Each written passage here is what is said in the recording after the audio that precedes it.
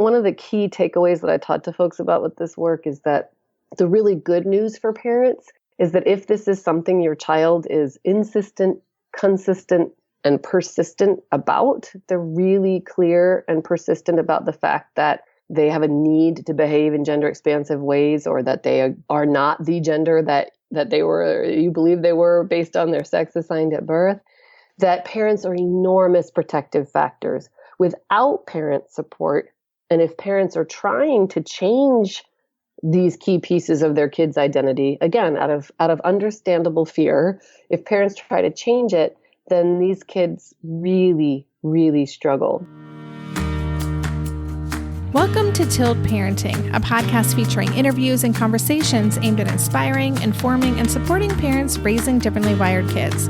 I'm your host, Debbie Reber, and I'm really excited to bring this episode to you as we are going to be diving into a topic I've been looking to cover for some time now, and that is gender nonconformity in children. My guest is Dr. Laura Anderson, a clinical child and family psychologist who's worked with children, adolescents, adults, and families for more than 20 years. Among her special areas of focus is support for gender expansive youth and their families, autism, parenting neurodiverse children and teens, and improving family communication.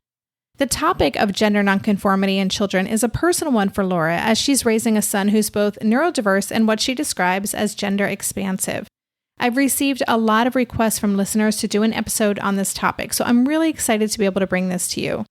We cover a lot of ground in our conversation as Laura explains what gender nonconformity is, how gender identity is formed, what the latest research says about a connection between autism and gender expansiveness, what children who are gender nonconforming and the parents raising them need in terms of support, and much more.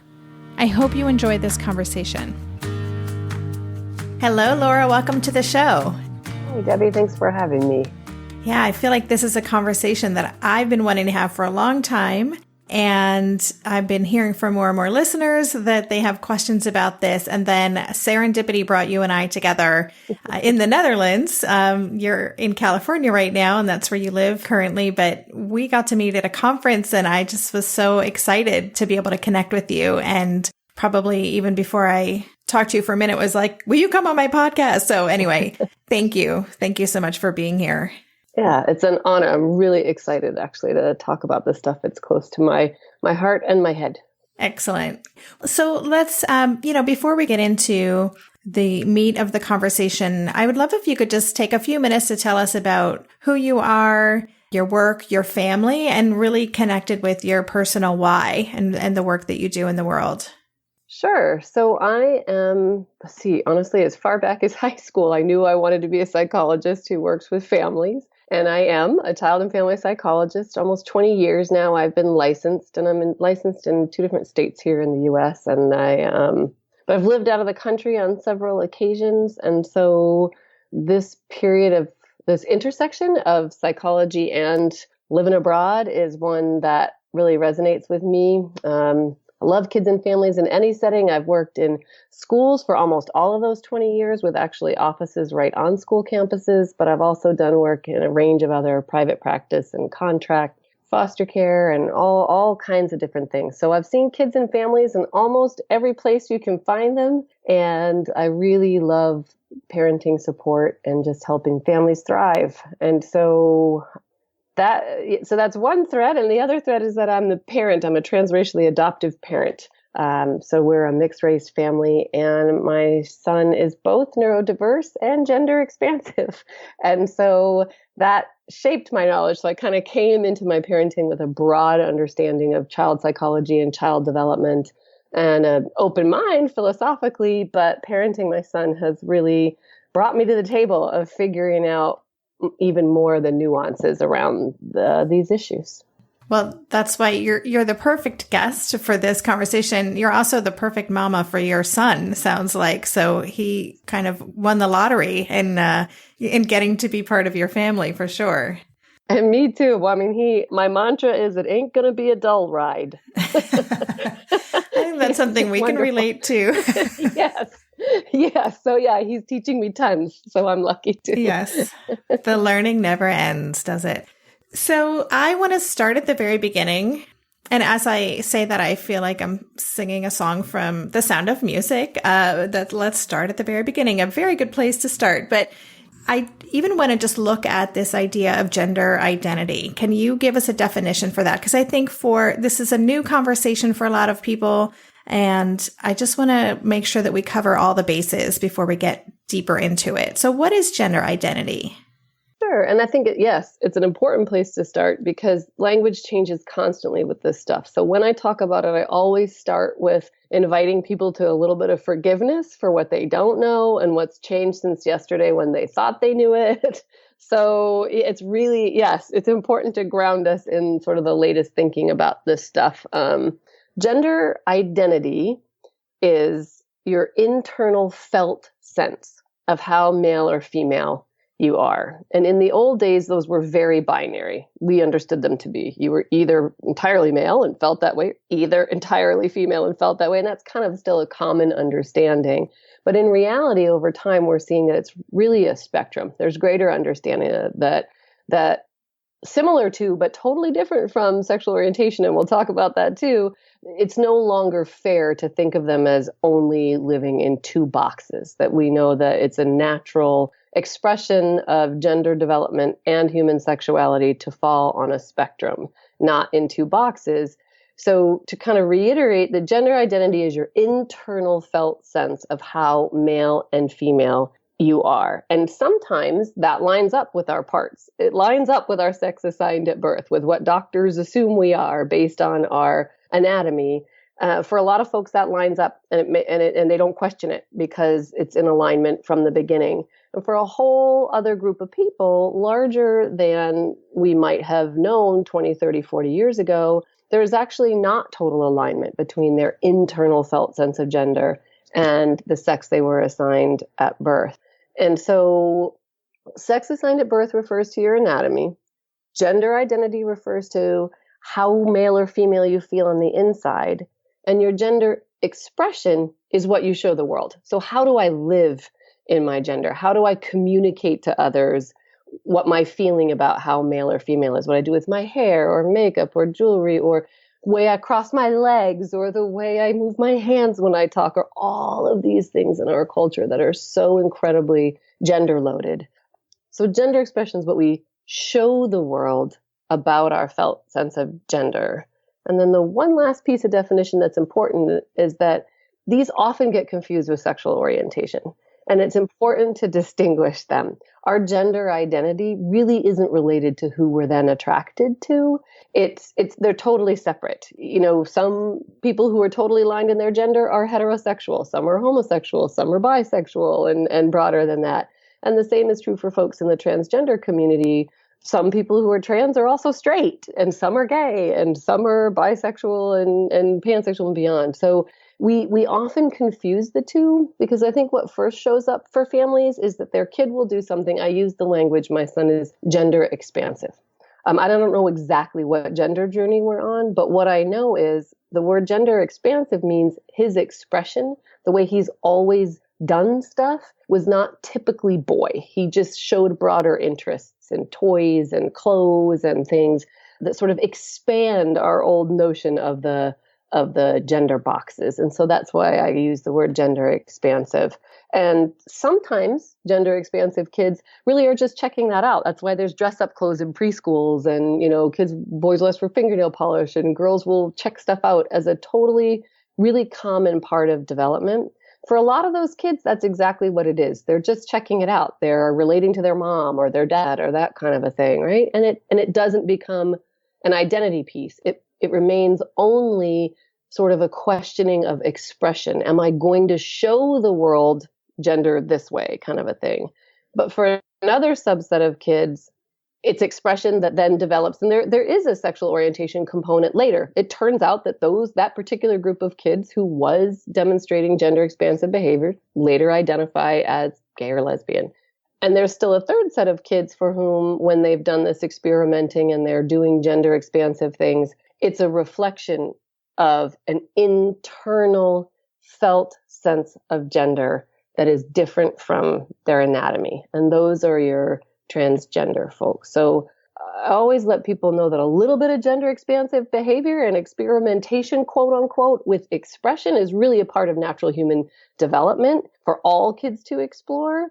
And then if it persists and kids are insistent and they're consistent in their desire to live in their gender this way, it can be an indicator of either sexual orientation stuff later or gender identity stuff. And that's where the work is teasing it out. And also to say those are very natural. What we know more and more is a broad range of gender identities and a broad range of sexual orientation are also a natural expression of human sexuality. It was just to say that some kids experiment as a really typical part of expression, and then it doesn't ever evolve into homosexual sexual orientation or a gender identity piece. So I don't know. Ask any questions at any point, because it's hard to talk about in a linear fashion because there's kind of three. The point being that what usually comes to parents' attention first is a child doing something that falls outside of the gender norms. We're so very gendered in our culture.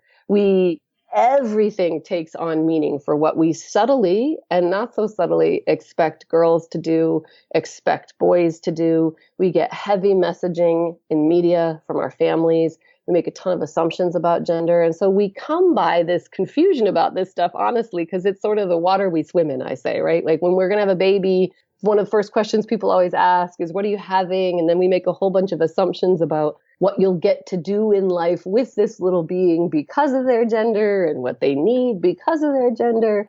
And so when kids come out or go through phases or, as children coming out, meaning when they start to demonstrate behaviors that are expansive, it gets parents' attention. We notice it and other kids notice it and other people notice it too. So, it's important to say it doesn't always mean you'll be on a journey that involves sexual orientation or gender identity, but it might be. And so we need to talk about that too.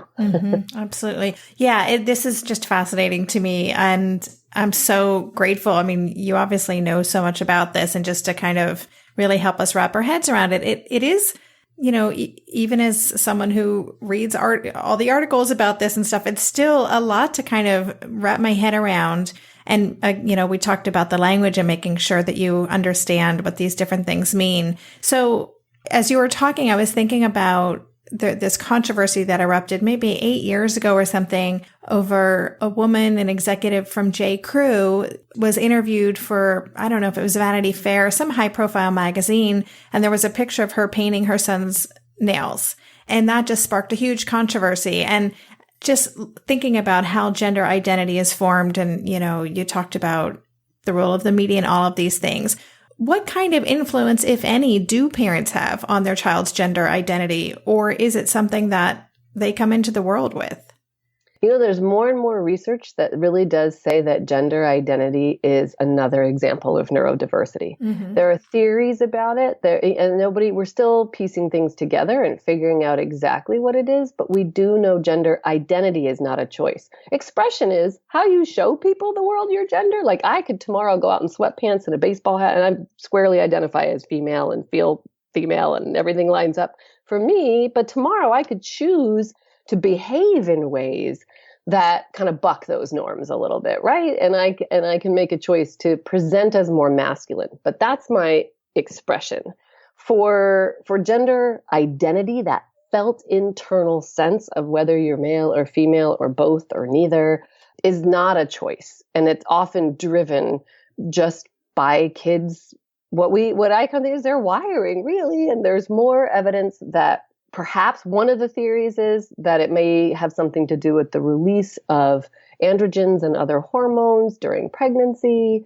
Because when I think about it, and this is I'm using sort of oversimplified in a way, but I think about that moment in our brains when we're in utero that gets coded for gender. Our brains and our genes line up and they code us around, male or female or whatever, is not the exact same moment that our parts sprout. It's just not. There's a developmental process at the phases of how gender identity forms, even scientifically. And so the way I sort of start to think about it is there are events and things that can shape things in utero that may just expand the notion of either a really solid box that is male or female.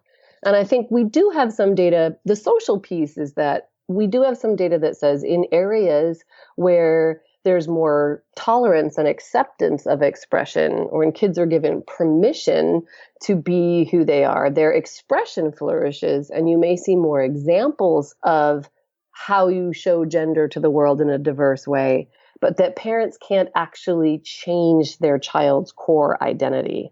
So the good news is that we can sort of give permission and shape and make room for kids who are feeling this drive and this need to identify this way. We can help it. We can help them feel seen and help them feel secure. But there is no evidence whatsoever that parents created gender identity diversity in their child or can change it. In fact, we know attempts to try to change gender identity don't work, and they actually hurt the kids on the receiving end. And I understand, I come to this work with parents from a very understanding place. It is, and I speak from firsthand experience, it's very scary to parent a child that you know is going to be the source of added public attention, and that you're going to be judged. And for folks who are already parenting neurodiverse kids, we know how this works for a bunch of different reasons anyway, in terms of our heightened sense of being under a microscope if our kids, quote, doing something unexpected or unacceptable. And there are real fears, right? Especially in a wide range of places, even in the most, quote unquote, progressive places. It's just still unfortunately true that LGBTQ folks are at greater risk for harm, for teasing, for bullying, for all kinds of things.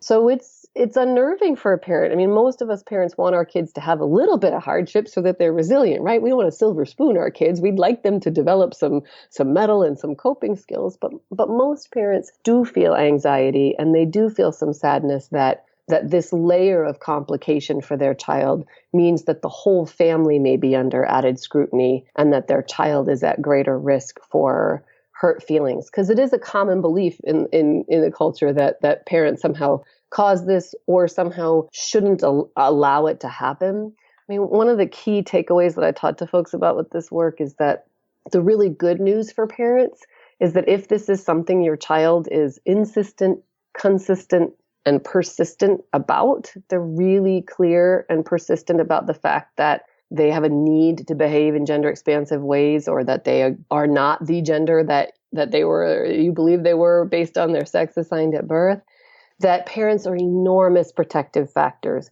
Without parent support, and if parents are trying to change these key pieces of their kids' identity, again, out of understandable fear, if parents try to change it, then these kids really, really struggle. They're 8 times more likely to attempt suicide. Wow. They're 6 times more likely to experience major depression, 3 times more likely to have substance abuse problems, and 3 times more likely to engage in high-risk sexual behaviors. And I think of those as really shame-based behaviors. So, because the kids are living in the same world we are. They're getting all the same messages about how boys are supposed to be and how girls are supposed to be, and they're getting them directly and indirectly. And so they already feel as if most of them feel as if something's different about them. They know, they get the feedback, they get the messages. And then if their parents aren't able to be affirming or giving them the message that something's wrong, then that is a really, really difficult thing for kids to feel good about themselves and thrive. If parents do their work and can be supportive, then all those factors go out in the wash. Then it's entirely possible to have a healthy, happy, functioning, thriving gay or trans child. I think parents try to do some of their changing out of the belief that they're protecting their kids, and they mean well. But what we know from the research after decades is the harm that's done by parents sending the messaging that their kid isn't okay and that something needs to change is actually greater than the harm that's done by the kid who's teasing him at school that we're trying to protect our kids from. So we accidentally hurt our kids trying to protect them. So we need to kind of make a switch and think about how to work with the environment our kid is in and how to teach our kid, how to read safety cues in the environment and how to know where it is safe and how to handle feedback they're getting for being who they are. So we just have to think differently about how we believe we're protecting our kids in these situations. We'll be right back after this quick break. During this month of planning and organization for big transitions, rhythms and routines have been absolutely essential for our physical and emotional well-being. So Green Chef nights are reliably and predictably a good night. We know the ingredients will be fresh and prepped, the instructions easy to follow, and the meal delicious. We're all still talking about last week's turkey tacos with mango chimichurri sauce, refried beans, and Monterey Jack cheese.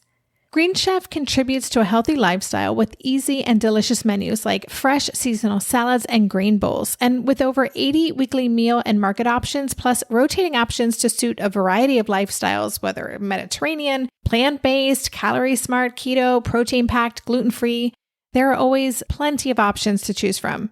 Whatever you select, you'll get farm-fresh ingredients, organic whole fruits and veggies, and premium proteins, all delivered straight to your door. I love those 4 words. Straight to my door. Oh, and one more thing I love about Green Chef, they have an app, which means it's easy to manage meal preferences and delivery from your phone if you want to. And I, for one, want to. I am in that mode where I'm making the most of little moments like waiting in line at the pharmacy or for the F train to pull into the station to tackle all of those to-dos. So the convenience of an app is key for me. Green Chef has a special offer for Tilt listeners. Go to greenchef.com/tilt50 and use code TILT50 to get 50% off plus 20% off your next 2 months. That's 50% off plus 20% off your next 2 months when you use the code TILT50 at greenchef.com/tilt50.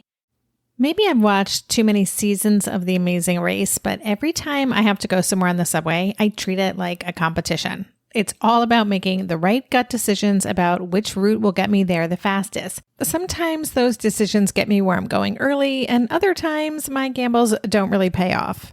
Probiotics can't help with most gut decisions, but if your gut needs a little support, Ritual has your back. Their Synbiotic Plus, a 3-in-1 supplement, has clinically studied prebiotics, probiotics, and a postbiotic to support a balanced gut microbiome. I've been using Synbiotic Plus for about 6 months now, and it's become a core part of my morning routine. I take the mini capsule every morning while making my way through my inbox, whether I'm at home or I'm on the road, because it doesn't need to be refrigerated. And the capsule itself is delayed released, which helps it survive the harsh conditions of the upper GI tract for delivery to the colon, and that's exactly where we want it to go. Ritual invested in a study modeling the human colon, which showed that Synbiotic Plus significantly increased microbial diversity and the growth of beneficial bacteria. There's no more shame in your gut game. Synbiotic Plus and Ritual are here to celebrate, not hide your insides. Get 25% off your first month for a limited time at ritual.com/tilt. Start Ritual or add Synbiotic Plus to your subscription today. That's ritual.com/tilt for 25% off. You know, for parents who are listening who have kids who may be younger, and maybe you could speak to at what point or what age in a child's life this shows up or you start to notice, but is this a conversation that we wait for our child to bring to us? Is it a conversation that we start? You know, how do you recommend parents address this if they suspect that their child is non-conforming in some way?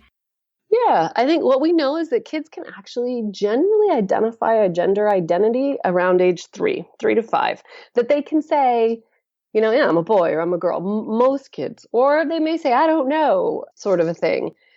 And yet, and with sexual orientation, just as an aside, again, to differentiate the two, it's not until kids are average age of 10 around that area. But for gender stuff, it's 3 to 5-ish.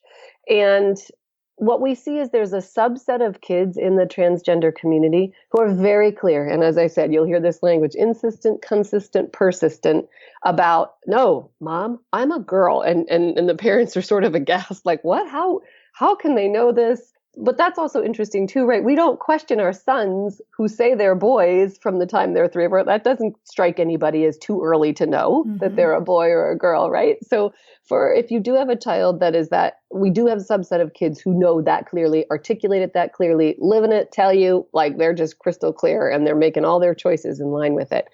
But that's not the majority. And sometimes in the media push to kind of normalize transgender identities, and thank goodness they have, but sometimes that story gets told to help people sort of believe that this stuff is real and it's scientifically based, right? But in reality, it's not always that clean and simple. Another really big trigger point for kids around their gender identity is puberty. So there's also a really big subset of kids for whom they do gender expansive kinds of things. They try on different, they if they're girls, they wear short hair and they present in a way that's more masculine. If they're boys, they have a wider range of toys and they, present as more feminine. But they're not saying, hey, I'm transgender. Hey, you've got this all wrong, world. And then something happens in puberty as they start to go through their natal sex puberty. So if they were assigned male at birth, as their, parts get bigger and their Adam's apple changes and their body grows and their voice deepens, it creates an incredible sense of disconnect with their body. And all of a sudden, they're like, well, not all of a sudden. No, what comes into view is the fact that they have been toying with this sense of gender all along and something hasn't felt quite right, but they didn't really feel a need to address it and couldn't put words to it. And then puberty comes in and they're literally confronted with what feels like a betrayal from their bodies.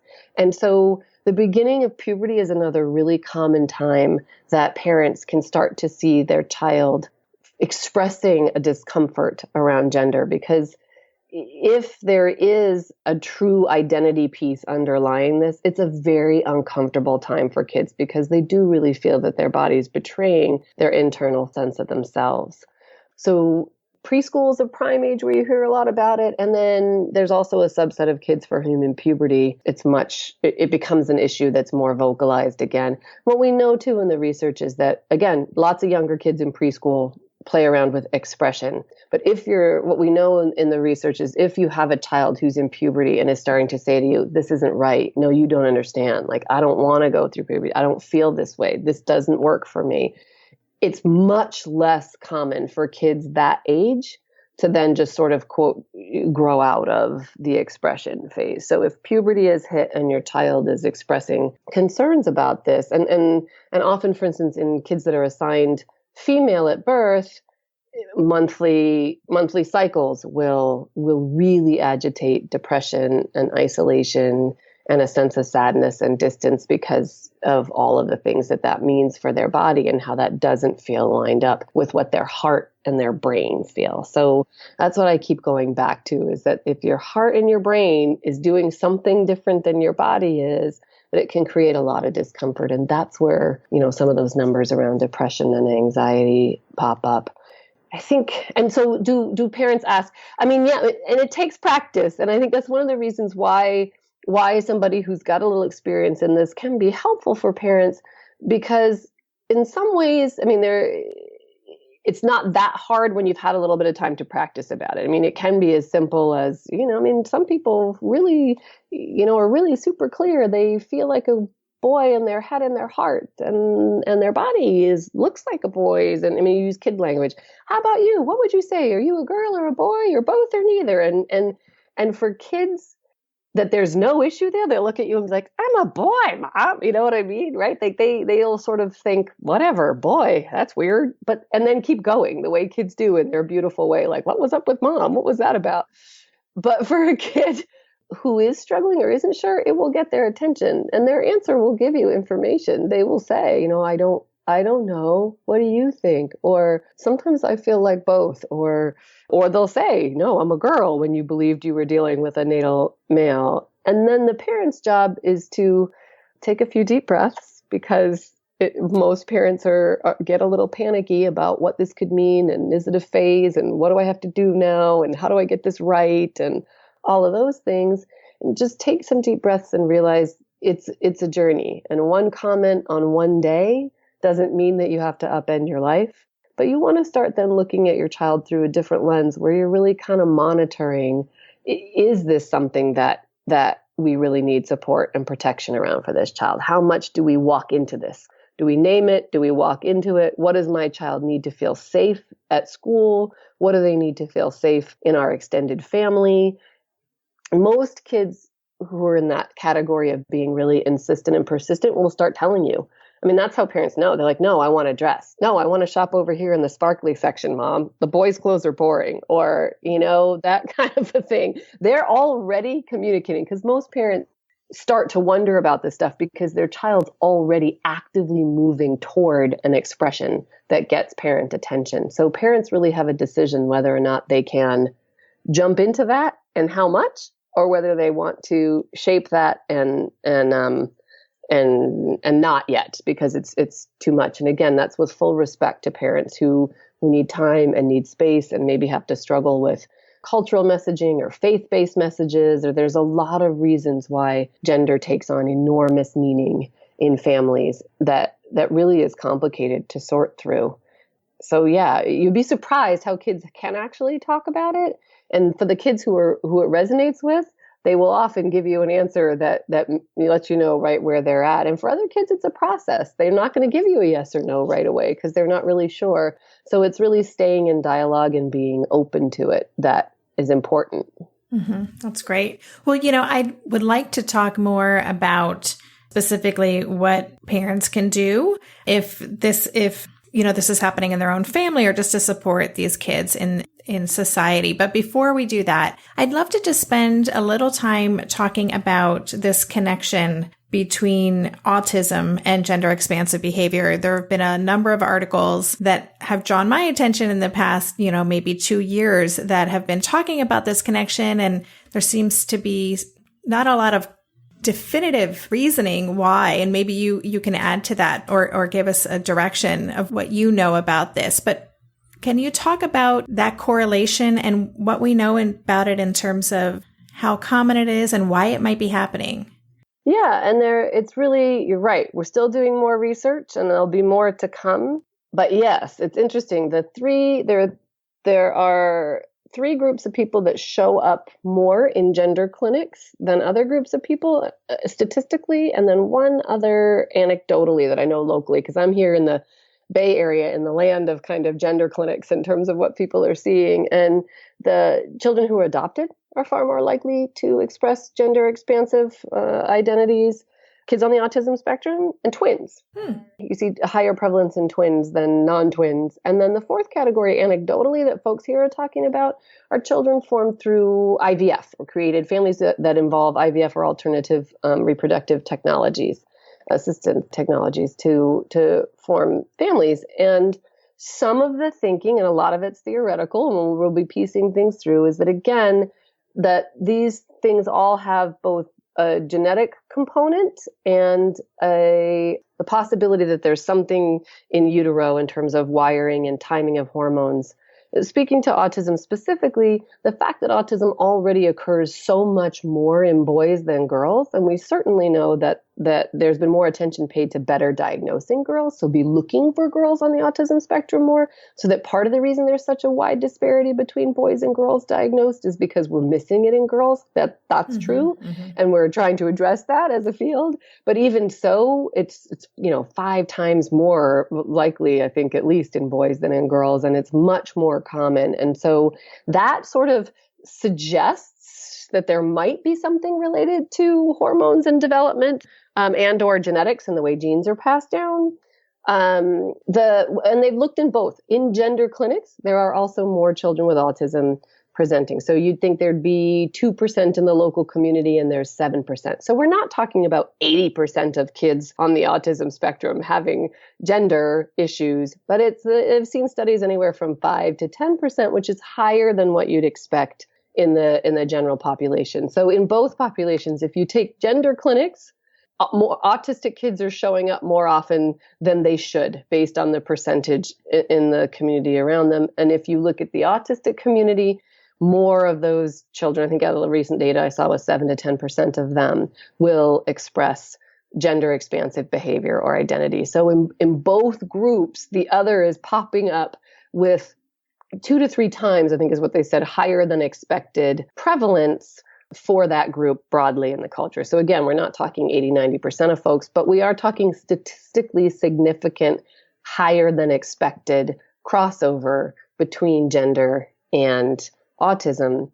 And the 2 main theories that are posited about that are, number one, again, that it has something to do with that science, that genetics and or androgen pregnancy related factors, for instance, And then the other is that our wonderful kids on the autism spectrum just don't, it's both protective and challenging for them that they don't read the social cues as well. They don't bear the burden of all of the intensive messaging the same way.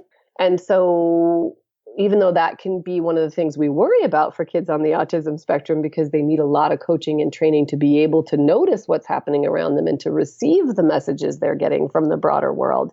In this particular case, there's thinking that autistic kids feel more free to move toward their true felt sense of self because they're not having the crushing weight of all of the expectations hit them the same way that it does for other kids who are much more attuned to the cueing they're getting in the environment. We'll be right back after this quick break. Hey there, it's Debbie. I love making this show and sharing conversations about how to support our awesome neurodivergent kids. I've seen how even one little insight from an interview can spark a big shift in daily life. But I know that raising complex kids can be messy and lonely. And just when we think we figured it out, something comes up that boots us right back to feeling overwhelmed and stuck. That's why I've poured everything into creating a way for parents like us navigating complex parenting journeys to join together and chart a path that feels positive, hopeful, and doable. It's the brand new Differently Wired Club experience. In the club, you'll get personal support from me and other seasoned parent coaches, 6 live calls every month where you can connect and get your personal questions answered, the opportunity to learn directly from authors and experts like I have on this show, monthly themes for getting specific and tactical, an exclusive private podcast feed, and the best, most generous community of parents. Seriously, these folks show up for themselves and each other, and that right there is really everything. Because it's a daily reminder that we're not alone. Our kids aren't broken, and we have totally got this. The recently rebooted Differently Wired Club is on a brand new platform with its very own iOS and Android app. It is such a great space. However you learn, whatever your style, no matter the ages, genders, and neurodivergent profile of your children, the Differently Wired Club can help you cultivate the positive shifts you're hoping for. Join us today by going to tiltparenting.com/club. That's tiltparenting.com/club. I hope to see you on the inside. Are you overwhelmed by the things that get in the way of you doing what you want to do? Are you looking for ways to simplify life to better align with your values? Do you want to create space in your schedule so you have room for more of the good stuff? Play, joy, relationships, gratitude, and more? If you answered yes to any of these questions, I invite you to check out Edit Your Life, a podcast to help you edit the unnecessary from your life so you have more room to enjoy the awesome. Through episodes with me, Christine Coe, and a range of super smart, compassionate, and thoughtful guests, you'll come away with big picture insights and practical ways to declutter your home, schedule, and mental space without getting bogged down by perfection. I have always believed that small moments and actions matter tremendously. My goal is to help you find agency and space in your life through doable baby steps that will leave you feeling accomplished instead of overwhelmed. Check out Edit Your Life wherever you enjoy your podcasts. Yeah, that's super interesting. Yeah, that's, I think it was an article in Forbes magazine that I had read recently, and I'll post a link to that on the show notes. But that was one of the things it talked about was specifically that social, just not really caring so much about how they're perceived or what others think of them. So that would then suggest that there are other kids, if that theory is correct, that there are kids who aren't on the spectrum who may be gender non-conforming or have some gender identity things going on, but they're not not even allowing themselves to go there because of societal expectations. Yes, that's part of the thinking that the kids on the autism spectrum just live in it, that they don't even really, they don't respond to the cueing, and they also get kind of confused by it. They don't really understand. They're like, no, I don't know why this is hard for the rest of you. I'm a boy or I'm a this. And we do know in terms of numbers and frequency, it is also suggesting that there may or may not be some link to gender and testosterone, is that within the autism community, currently, it's more often that you see folks assigned female at birth who also have autism that are presenting with gender expansive stuff. We see more of that within the autism community than we do folks assigned male at birth who then later identify as trans and have autism.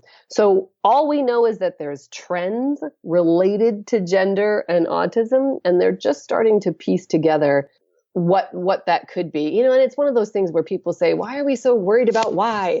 And I think it is a human need to kind of be curious and to wonder, what could the links be? So they, while they're figuring all that out, in the meantime, I think having a child who is on the autism spectrum, one of the biggest questions parents have is, well, how do I know this is really a gender thing and not just the next Thomas the Train fixation or, dinosaurs, whatever, Harry Potter extraordinary, that specialized interest that so often comes along with autism. And again, there isn't an overnight answer to that. What that takes is knowing your kid and talking to a specialist who can really help you tease that out. How long ago did it start? Was it tied to puberty? Does it shift during those times of the month? How persistent is this? How many other specialized interests do they have? How long have the other interests lasted? There's ways that we tease out what is likely to be related to the autism specifically and what is totally separate from it. And I think it's natural, parents sort of wonder, well, wait, because if this isn't just a fixation, then I'll feel more compelled to do more and to find out what specialists would say I should do to support my child in becoming more aligned with their gender. But if it is going to be a fixation that he moves on from 2 years from now, the way he has with every other fixation, then I'm not going to take any steps in that direction, right? So parents do need support from people who understand both autism and neurodiversity broadly, and also gender identity development and what it looks like at different phases, because it does lend itself to different decision making. So at the end of the day, that's really, for me, that's, as a mom, I'm like, okay, I wanted to know. I did a ton of research. Why does this happen? How come this goes together? Well, what's the best way to explain it? And I also caution parents against that too, because we're so talented at blaming ourselves and taking responsibility for things. And what if I hadn't done this? And what if I hadn't done that? And I think in this particular case, it's really an invitation for parents to think about this as truly more and more we're learning a completely natural expression of gender identity development. And it's a range now, not boxes. And what parents need is support to have their worries, to grieve the things they thought they were prepared for with the gender child they thought they had, to do that work, to get clarification about whether or not this is likely to be fleeting or not. They need space to be able to do that so that they can show up for their kids and they can go to the school and say, what are we doing about the teasing? Do we really always have to line up boys and girls all the time? How is my child going to be able to use safe spaces to change or to use the bathroom? Like, what are we going to do about all these things? Because what we know is if parents can't find the support they need from their community and professionals, then their kids are the ones that suffer. And you also get more distance in a relationship with parents. The parents I know of trans kids who've been in the trenches and done their work and gotten their mind wrapped around it, because it's hard. It's really hard to make sense of this stuff. And when parents do it, they talk a lot. Like when I first started talking about this stuff, the parents of trans folks were like, gosh, this feels heavy. What about the joy? And I'm like, no, that's important too. And it is. I'm like, no, parents who've been on this journey talk about feeling an added sense of closeness to their child when they've walked through fire and they've done the creative problem solving and they've had an openness with their kid and there's an understanding of shared protection and growth that really does lend itself to a closeness that they haven't had with other kids who are just sort of on an easier path kind of a thing. And there are new communities that open up to them, fun mentors. You find out pretty quickly in your surrounding community who your allies are. So there's beautiful things that come from this, but parents need support to get there. Yeah, I'm just thinking about, just in general, the audience for this podcast and community is parents of differently wired kids. And I created Till Parenting so parents could have easy access to resources that can be really hard to find. And I can just imagine for parents who are on this particular journey, where do you even start? Do you have some resources that you recommend? Are there books for parents going through this? Yes, there are in a bunch of different range. If you're a website person, genderspectrum.org is a fabulous one. And they have so much information over there, it's overwhelming. So pour 2 cups of coffee or coffee and water. And it's really specific to schools, to parent support. They have online support groups. They have resources to read. They're a great hub for a lot of information over the year that's been pulled together for parents. So genderspectrum.org is a great one. If you already believe and have every reason to believe you're on a transgender journey for sure, the 2 books, The Transgender Teen and The Transgender Child, are both really good kind of Bibles in the community. Stephanie Brill is the author of both. I'm forgetting the other name. And Diane Aronsoft, who is based here, she has written The Gender Creative Child and Gender Born, Gender Made. She's a guru in this field, has been doing this work for decades and decades and decades. That's also sort of background reading. And then, reach out to me. One of the things that I talked about in the conference we were at is our expatriate community has so many skills to get this right. We're thinkers, we're envelope pushers, we are people who get into other cultures and try to understand what fits for us and what doesn't. We wrap our mind around things we didn't think we could. We fancy ourselves progressive and out in front of stuff, and that's fabulous. But our expat community also has some pretty heavy norming about what's expected for kids to be successful, both in terms of neurological functioning in general and learning, but also in terms of gender. And moving brings in all kinds of specific changes and challenges, new schools, allies leave, the discovery of a child's identity over and over again, coupled with just the typical challenges and anxiety of changing environments and family stress. The stress that can be part of the family's journey around this is significant. So if it feels valuable to people to think about that intersection of expatriate living and the gender stuff, then I really love, again, it's heart and head work to be connected with parents on this journey so that our kids can really thrive and believe they can be healthy, happy adults, kids and adults in whatever their gender identity is.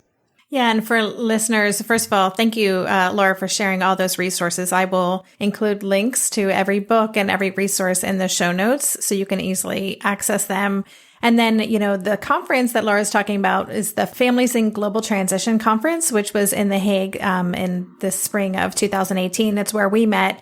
And your talk was so moving and powerful. And there are additional challenges for families who are living as expats. There's a lot of expat listeners to this podcast as well. So I appreciate that specific expertise that you bring to this conversation. Well, yeah. And I'm developing, as we were chatting, I'm in the process of writing a book for folks in general and parents to kind of do their work around this stuff, with a chapter on expat stuff and a whole section on schools, because schools are such an important part for our kids as well. So kind of the combination of school experience and parenting and adoption, it'll be all that stuff rolled into one, but a general kind of guide for parents to find their way through doing their work and finding the strength and the beauty that is in this journey that may not have been what you planned, but is still gorgeous. That's great. Oh, that's so exciting. And I look forward to reading that book. Where are you with it right now? It's going to be a little bit still. I'm cranking it out. The whole parenting thing, sort of, as we all know, takes time from that. So yeah. I'm cranking it out. It's almost ready to be edited. So it's coming. Ooh, that's exciting. That's awesome. I want to ask you one more question before we jump off about specifically what parents can do to support these kids. But before we do, I got a question from one of the listeners that I wanted to ask that's more about sexual identity or just asexuality. This listener wrote, I feel that there's an overwhelming amount of sensory, emotional communication to process in terms of intimacy. And this is for teens on the spectrum. And some teens feel like they don't belong anywhere sexually. Is that a part of this whole conversation? Just not really even having any sort of sexual orientation or just being asexual in that way? We do know that there are higher rates, that was another, in terms of sexual orientation within kids on the autism spectrum, there are actually higher rates of homosexual identity, bisexual identity, and asexual identity, all of the above. And again, that raises questions about Is that related to wiring? Is it related to exactly the things that the reader so eloquently put, that when we really think about intimacy and our relationship to our body, it's a complicated web of sensory stimulation and understanding emotional cues and vulnerability and all this kind of thing. So we don't know exactly why it is yet, but yes, the reader is absolutely correct in recognizing that our kids on the spectrum present differently around some of these issues. And a parent's job in that situation is just to sort of be all right with it and trust that if they're working with somebody who's a specialist around autism, to be thinking with that person. So is this sensory stuff? Is it a social skills issue that we can give them training about?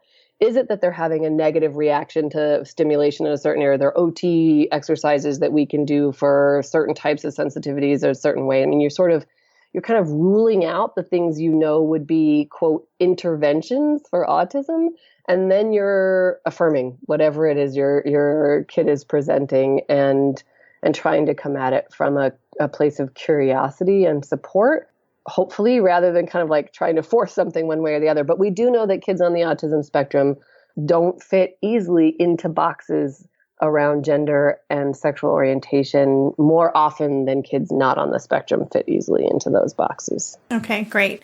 And, you said the words curiosity and support. Curiosity is one of my favorite words. Just, as a parent of a differently wired kid, I think that has to be what we lead with always. But can you talk about then, just as a last question, and by the way, thank you for spending so much time. This has gone long, but it's just so fascinating. And I just so appreciate you talking about this with us today.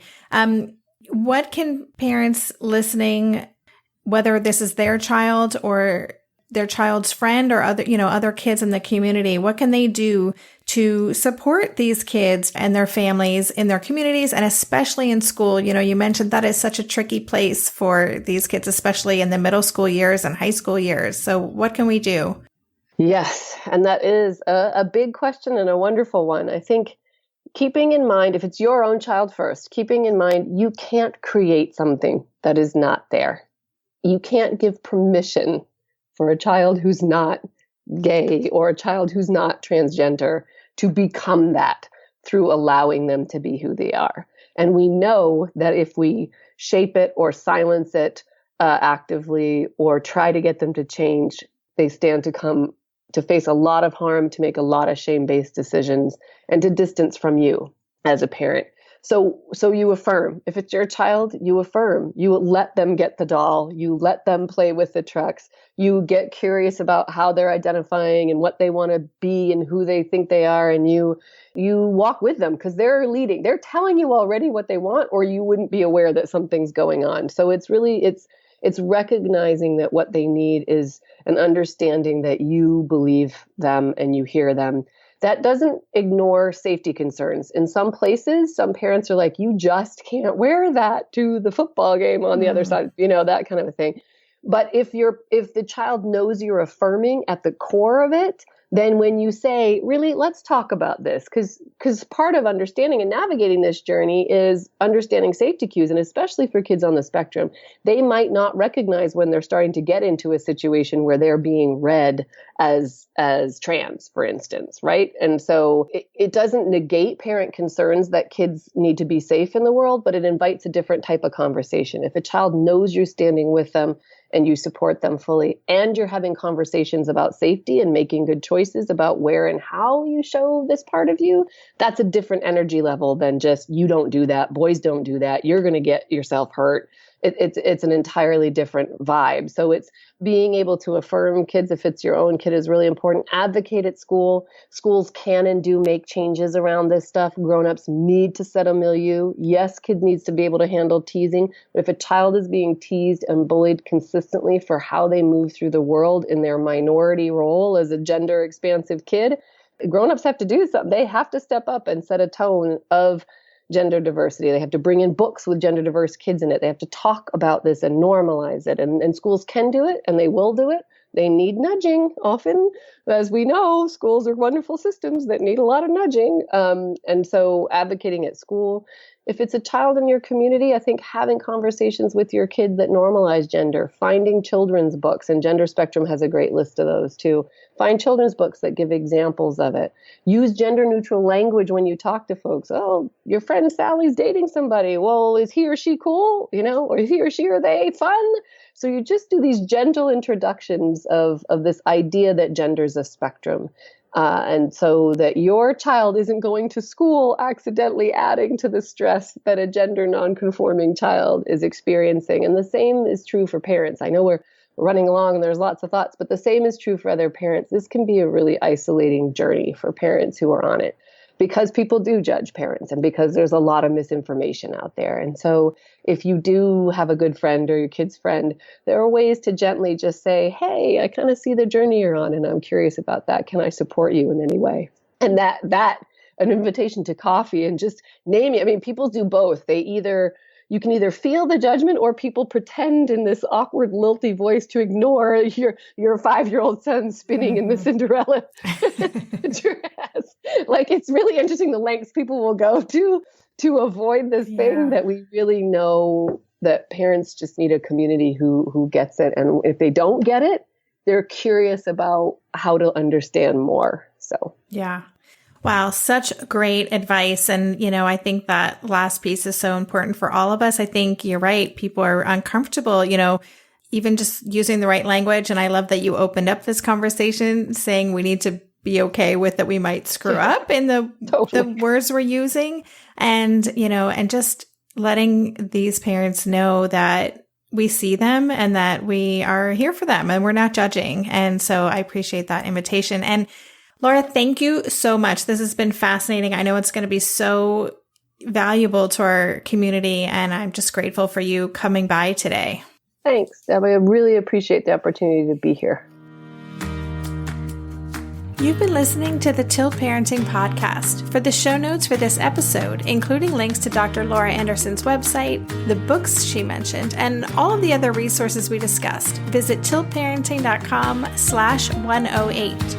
If you like what we're doing at the Tilt Parenting Podcast and you'd like to support us, there are a few easy and meaningful ways you can do this. One is to join my Patreon campaign. Patreon is an online platform that allows people to make a small monthly contribution to support the work of an artist or a musician, or in my case, a podcaster. It's super easy to sign up, and even a small donation helps. If you'd like to support the show, visit patreon.com/tiltparenting. That's Patreon, patreon.com/tiltparenting, or you can also find a link on the Tilt Parenting website.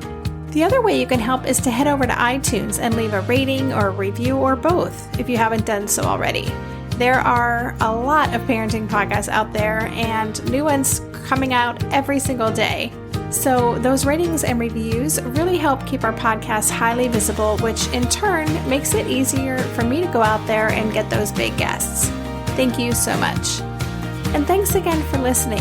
For more information on Tilt Parenting, visit www.tiltparenting.com.